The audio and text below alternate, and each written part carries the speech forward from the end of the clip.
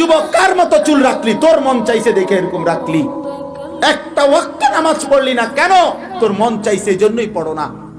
নারী দেখো কেন, ছবি দেখো কেন, উলঙ্গ দৃশ্য দেখো কেন, রাস্তার মেয়ের পিছনে ঘুর ঘুর করে কেন, পেশাব করে পানি নাও না, টয়লেট পেপার ব্যবহার করো না। পাক না পাক, হালাল হারামের কোনো পার্থক্য নাই। আল্লাহর বিধান রাসূলের বিধানের কোনো তোয়াক্কা নাই।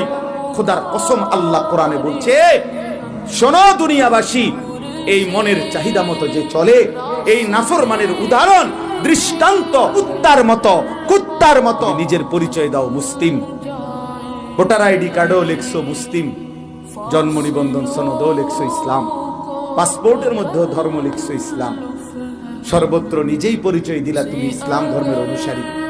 নিজেকে নিজে মুসলমান বললা যুবক, বাবাও মুসলমান, মাও মুসলমান, চারিদিকেও মুসলমান, তো চেহারা এই হালাত কেন?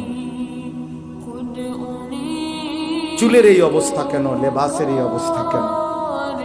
সেজদাবিহীন জীবন কেন?